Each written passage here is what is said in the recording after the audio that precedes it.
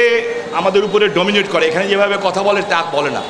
আপনারা দেখছেন আমি স্টেজ থেকে নিচে নেমে গেছিলাম, অনেকক্ষণ পরে উঠছি। জানেন কারণ কি? ওই ফ্যানের বাতাসটা তার গায়ে সরাসরি লাগছিল না। আমারে বলে, ওই বেটা পিছন দিকে চাইবা বস, ফ্যানের বাতাস আমার গায়ে লাগে না।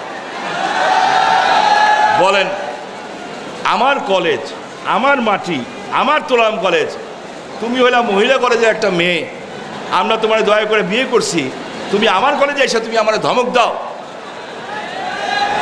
কি করব? বিয়ের পরে এই অবস্থাই হয় সবার, কেউ কয় কেউ কয় না। এইটা বুঝে শুনেই চইল, ঠিক আছে? তো যাই হোক, আমি তোমাদের কাছে কয়েকটা কথা বলতে চাই, কৈফিয়তদারি করতে চাই। টু বি অনেস্ট, তোমরা যদি আমাকে জিজ্ঞেস করো যে আচ্ছা শামীম ভাই, শামীম আঙ্কেল, শামীম দাদু, শামীম চাচা, যা ইচ্ছা, কিংবা শামীম মাই ফ্রেন্ড, যে আপনি কি আমাদেরকে নিয়ে হ্যাপি? আপনি কি আমাদেরকে নিয়ে গর্বিত? আমার স্ট্রেট জবাব হচ্ছে না, আমি তোমাদের নিয়ে গর্বিত না।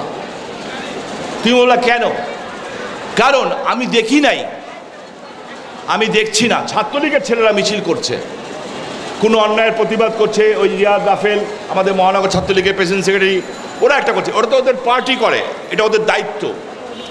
সাধারণ ছাত্র, সাধারণ ছাত্রী, কোরআন কলেজ, মহিলা কলেজের আজকে যদি কোথাও কোনো অঘটন ঘটে, কোনো অন্যায় হয়, তোমাদের প্রতিবাদ দেখি না কেন?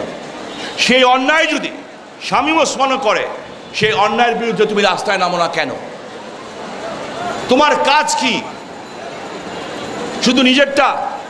তোমার কাজ হচ্ছে এই সমাজকে পরিবর্তন করে দেওয়া।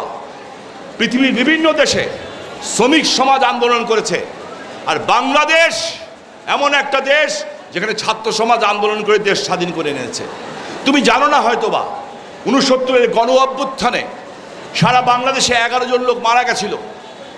আমি তখন অনেক বাচ্চা। এই 11 জনের মধ্যে 10 জন ছিল নারায়ণগঞ্জের, যারা জীবন দিয়েছিল। তুমি জানো না হয়তো, এখন যেটা টাউন হল নাম দিয়েছে জিয়া হল, এই টাউন হলে বঙ্গবন্ধু 6 দফার ঘোষণা দিয়েছিলেন, যেটার সভাপতিত্ব করেছিলেন আমার আব্বা একেম শামসুজ্জোহা। তুমি হয়তো জানো না যে এই দলটা দেশ স্বাধীন করেছে, এই দলটা জন্ম হয়েছিল আমার দাদুর বাড়ি বায়তুল্লাহ মানে, তুমি হয়তো জানো না। সেই নারায়ণগঞ্জ, যেই নারায়ণগঞ্জ 52, 62, 69, 66 সমস্ত আন্দোলনের নেতৃত্ব দিয়েছে, যেই নারায়ণগঞ্জে আমি শামীম ওসমান সহ আমরা একেবারে লো কোয়ালিটি, তোমাদের চেয়ে অনেক কোয়ালিটি কম ছেলেরা মানতে পারেন এই বঙ্গবন্ধু হত্যার হত্যাকে। এই জন্য 7 জন ছেলে মিলে এই তুলনাগঞ্জের রাস্তার সামনে জেনারেল জিয়া জিন্দাবাদ জিন্দাবাদ দিয়ে 7 জন ছেলে হাত বাড়িয়েছিলাম, উনি হাত বাড়িয়ে দিয়েছিল, ওনার হাত ধরে ঝুলে পড়েছিলাম, বলেছিলাম খুনি জিয়ার গদিতে আগুন জ্বালো একসাথে।